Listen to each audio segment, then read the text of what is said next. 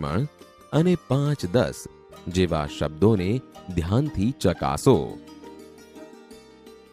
તમે તરત જ કહેશો કે રાધા કૃષ્ણ શબ્દ રાધા અને કૃષ્ણ એવો ભાવ પ્રગટ કરે છે. એવી જ રીતે રામ લક્ષ્મણ શબ્દ પણ રામ અને લક્ષ્મણ એવા 2 શબ્દો જોડાઈને એક શબ્દ બન્યો છે. ત્રીજા વાક્યમાં પણ 5-10 શબ્દ 5 તેમજ 10 એવા 2 શબ્દો જોડાઈને બન્યો છે.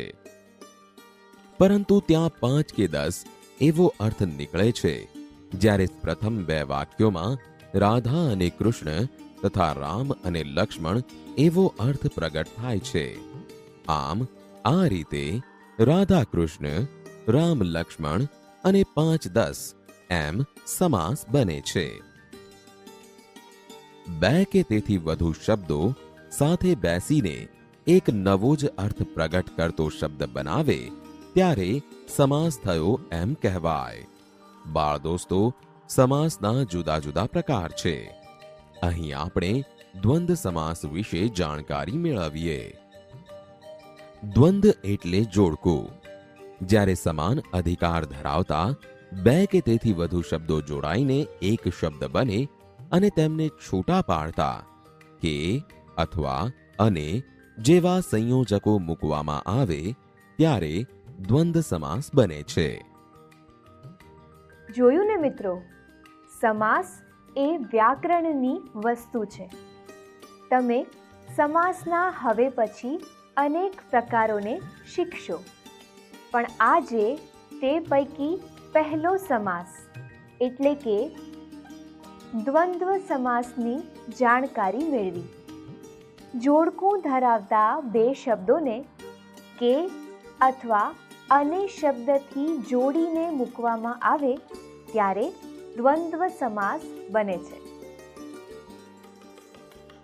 વિદ્યાર્થી મિત્રો, તમારે તમારા પાઠ્યપુસ્તકમાંથી દ્વંદ્વ સમાસના આવા બીજા ઉદાહરણો શોધીને લખીને લાવવાના છે. પણ આ કામ તમારે ઘરે જઈને ગૃહ કાર્યમાં કરવાનું છે. ભૂલાય નહીં હો ને. સમાસ એ વ્યાકરણની વસ્તુ છે. તો તમે આજે ભાષા સજ્જતામાં જે શીખ્યા તે બરાબર યાદ રહી ગયું ને? બરાબર સમજાયું ને? આજે કંઈક નવી જાણકારી મળી, હે ને? મિત્રો, આ ભાષા સજ્જતા એ ગુજરાતી વ્યાકરણનો જ એક ભાગ છે. તે પણ જાણવું જરૂરી છે. બરાબર? તો હવે ચાલો આગળ વધીએ ને. હવે આપણે આપણા આજના અંકના બીજા મુદ્દા અભ્યાસના પ્રશ્નોની ચર્ચા કરીશું. પણ સાથે સાથે તમારે પણ તમારા લખેલા જવાબને અહીંથી જોઈને ચકાસવાનો છે. તમે તમારા લખેલા જવાબમાં જો કોઈ ભૂલ કરી હોય તો તેને જરૂરથી સુધારી લેજો. અને જે વિદ્યાર્થી મિત્રોને આ જવાબો લખવામાં કોઈ મુશ્કેલી નડી હોય તેમણે અહીંથી જોઈને પોતાની નોંધપોથીમાં આ જવાબો લખવાના છે. તો ચાલો આપણે જોઈએ અભ્યાસનો પ્રશ્ન 1. નીચેના દરેક પ્રશ્નના ઉત્તર માટે આપેલા વિકલ્પોમાંથી સાચો વિકલ્પ પસંદ કરી આપેલા ખાનામાં દર્શાવો. 1. લેખકે વહેલા ઉઠવાનો સંકલ્પ કર્યો કારણ કે આ પ્રશ્નનો જવાબ તમને આવડે છે ને? પણ પહેલા એ જુઓ કે આ પ્રશ્નના વિકલ્પો શું શું કહે છે. પહેલો વિકલ્પ છે ક. લેખકને હાસ્ય લેખ લખવા માટે યોગ્ય સમય લાગ્યો. ખ. લેખકની જિંદગીમાં લગભગ 4 વર્ષ જેટલો વધારો થાય. ગ. વહેલા ઉઠીને ધ્યાન યોગાસન કરવા માટે. ઘ. વહેલા ઉઠીને કસરત કરવા માટે. તો ચાલો કહો જોઈએ, સાચો વિકલ્પ કયો આવશે? હા, જુઓ, લેખકે વહેલા ઉઠવાનો સંકલ્પ કર્યો કારણ કે લેખકની જિંદગીમાં લગભગ 4 વર્ષ જેટલો વધારો થાય. આ વિકલ્પ સાચો છે, જેનો ક્રમ છે ખ. તો સામેના ચોરસ ખાનામાં લખો ખ. ચાલો હવે આપણે બીજો પ્રશ્ન જોઈએ. 2. ચા બંધ કરનાર ભાઈનો સંકલ્પ તૂટી ગયો કારણ કે વિચારો તો, પેલા ચા બંધ કરનારા ભાઈનો સંકલ્પ કેમ તૂટી ગયો? તેના માટે તમારે આ પ્રશ્નના વિકલ્પો જોવા પડશે. જુઓ તો શું કારણો આપેલા છે. ક. એમના સંકલ્પથી ઇન્દ્રનું આસન ડોલી ઉઠ્યું. ખ. ચાની જાહેર ખબરે એમને ચડાવી દીધા. ગ. માતા પિતા, પત્ની, બહેન અને મિત્રોના પ્રેમને કારણે. ઘ. માંદગીના ઉપવાસમાં ચા પીવાના કારણે રાહત થવાથી. તો ચાલો કહો જોઈએ, સાચો જવાબ કયો છે? હા, સાચો જવાબ છે ઘ. માંદગીના ઉપવાસમાં ચા પીવાના કારણે રાહત થવાથી. આ જવાબ તમારા પાઠ્યપુસ્તકમાં જ નોંધી લેજો, બરાબર ને?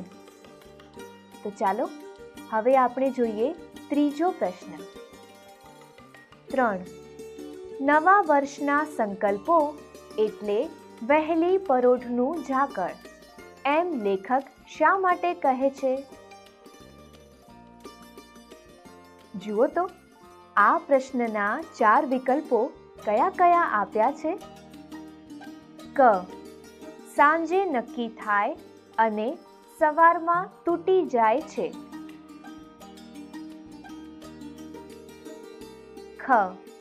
ઝાકળની જેમ અલ્પજીવી હોય છે. ગ. સંકલ્પો વિચારીને લેવાતા નથી. ઘ.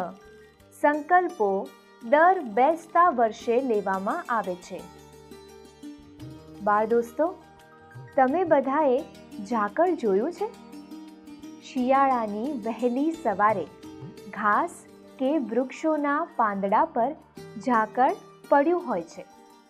સૂરજ ઉગતા જ તે ક્યાંય અલોપ થઈ જાય છે, એ પણ ખબર જ નથી પડતી. એટલે ઝાકળનું જીવન સાવ ટૂંકું હોય છે, એટલે કે અલ્પજીવી, હે ને? તો હવે કયો વિકલ્પ સાચો લાગે છે? કોણ કહે છે? હા, બરાબર, ખ. ખ વિકલ્પ સાચો છે. ઝાકળની જેમ અલ્પજીવી હોય છે. તો ચાલો આ પ્રશ્નની સામેના ચોરસ ખાનામાં જવાબ લખો ખ. હવે આપણા ચોથા પ્રશ્ન તરફ આગળ વધીએ. 4. લેખકના મતે સંકલ્પો પાળી શકાતા નથી કારણ કે. શું કારણ હશે? કોણ કહેશે? તેની પહેલા આપણે વિકલ્પો જોઈએ. ક. તે પાળવાની મક્કમતાનો અભાવ હોય છે. ખ. સંકલ્પો ઉતાવળે લેવાયેલા હોય છે. ગ. દેખાદેખીના કારણે લેવાયેલા હોય છે. ઘ. સંકલ્પો માત્ર લેવાના હોય છે. હા, કારણ કે તે પાળવાની મક્કમતાનો અભાવ હોય છે. એટલે જવાબમાં આવશે ક. બરાબર ને? ચાલો તો આ જવાબ પણ પાઠ્યપુસ્તકમાં લખી લો. બાળમિત્રો, તમારા પાઠ્યપુસ્તકમાં આપેલા અભ્યાસનો આપણે આ પહેલો પ્રશ્ન જોયો.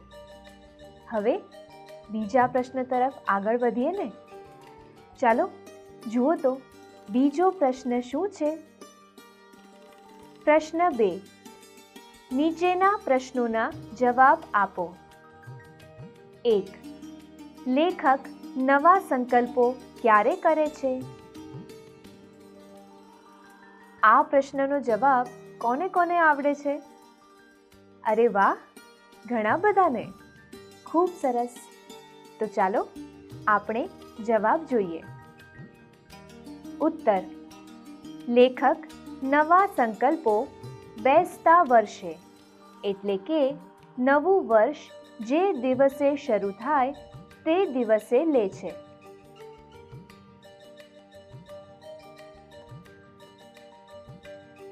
ચાલો હવે આપણે જોઈએ બીજો પ્રશ્ન. 2. વહેલા ઉઠવાથી લેખક કેટલા વર્ષ બચાવવા માંગે છે? યાદ છે ને તમને? રોજના 2 કલાક મુજબ લેખક ખૂબ મોટી ગણતરી કરીને 4 વર્ષ બચાવે છે. હા, આ જ તો પ્રશ્નનો જવાબ છે. બધાને યાદ તો છે. તો ચાલો લખી પણ લઈએ. ઉત્તર: વહેલા ઉઠવાથી લેખક 4 વર્ષ બચાવવા માંગે છે.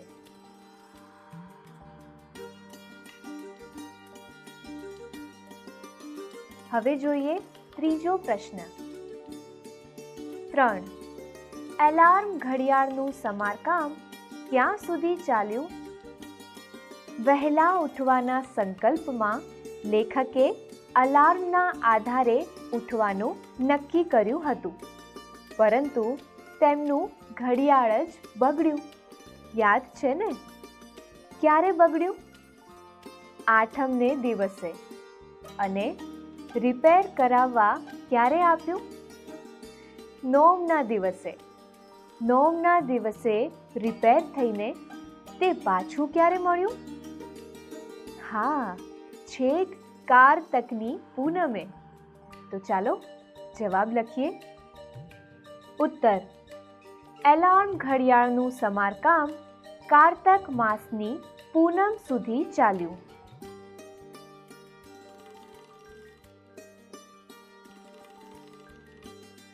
તો ચાલો હવે આપણે આગળનો ચોથો પ્રશ્ન જોઈએ. 4. ઇન્દ્રનું ઇન્દ્રાસન ડોલાવનાર લેખકનો કયો સંકલ્પ હતો? ચા ન પીવાનો સંકલ્પ. યાદ છે ને? આ જ તો સંકલ્પ હતો જેણે ઇન્દ્રનું ઇન્દ્રાસન ડોલે તેવી પરિસ્થિતિ ઊભી કરી હતી. તો ચાલો આ પ્રશ્નનો જવાબ આપણે આ રીતે લખીશું. ઉત્તર: લેખકનો ચા ન પીવાનો સંકલ્પ ઇન્દ્રનું ઇન્દ્રાસન ડોલાવનાર હતો.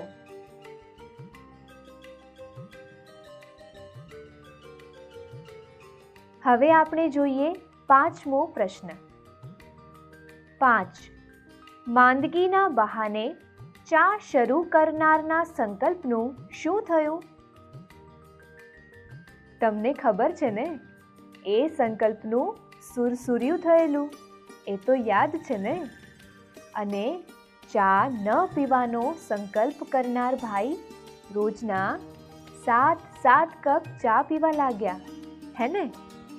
તો ચાલો આ પ્રશ્નનો જવાબ આપણે આ રીતે લખીશું.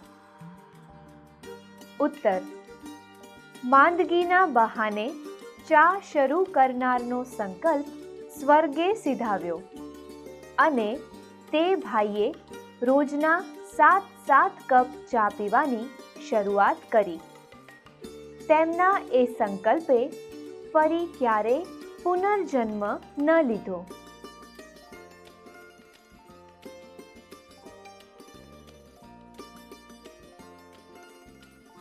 બાળમિત્રો, અહીં આપણા અભ્યાસના પ્રશ્નો પૂરા થયા અને સાથે સાથે આજનો અંક પણ અહીં પૂરો થયો. આ અંકમાં તો આપણે ઘણી બધી નવી બાબતો વિશે શીખ્યા, હે ને? ઘણી બધી નવી બાબતો વિશેની જાણકારી હવે તમને મળી ગઈ. ચાલો આપણે આ શીખેલી બાબતોને છૂટા પડતા પહેલા જરા યાદ કરી લઈએ. કહો જોઈએ, આજના અંકમાં આપણે શું શું શીખ્યા? આપણે આજના એકમમાં પહેલા ભાષા સજ્જતા વિશે શીખ્યા, બરાબર ને? તમને બધાને યાદ છે ને કે ભાષા સજ્જતામાં આજે આપણે એક નવી વાત સમાસ વિશે શીખ્યા હતા. સમાસની અંદર આપણે દ્વંદ્વ સમાસની જાણકારી પણ મેળવી હતી અને તેના અમુક ઉદાહરણો પણ આપણે આજે જોયા હતા. તમને ખબર છે ને? અને તમને એ પણ યાદ છે ને કે મેં તમને પાઠ્યપુસ્તકમાંથી મળતા ઉદાહરણો શોધી લાવવાનું કહ્યું હતું. આના સિવાય આપણે આજના અંકમાં અભ્યાસના પ્રશ્નોની ચર્ચા કરી હતી, જેના જવાબ પણ આપણે નોંધ્યા છે. વિદ્યાર્થી મિત્રો, આપણે આજે જે બાબતો શીખ્યા છીએ તે બાબતો તમે ધ્યાનપૂર્વક ઘરેથી વાંચીને યાદ કરી લેજો. ભૂલાશે તો નહીં ને? બસ આ રીતે તમારે તમારા શિક્ષકની મદદથી સ્વાધ્યાયના પ્રશ્નો તમારી જાતે ગૃહ કાર્યમાં લખવાના છે અને સાથે સાથે સ્વાધ્યાયના અંતે આપેલી પ્રવૃત્તિ પણ તમારે જાતે જ કરવાની છે. બધા જ પોતાના મિત્રો સાથે મળીને આ પ્રવૃત્તિ કરજો. તમને આ પ્રવૃત્તિ કરવાની ખૂબ મજા પડશે, બરાબર ને? તો હવે ચાલો તમારું પાઠ્યપુસ્તક ખોલો તો જરા. આપણે જોઈ લઈએ કે સ્વાધ્યાય અને પ્રવૃત્તિમાં કયા પ્રશ્નો તમારે જાતે લખવાના છે અને તેના પર એક નજર નાખીએ. પ્રશ્ન 1. નીચેના પ્રશ્નોના ઉત્તર લખો.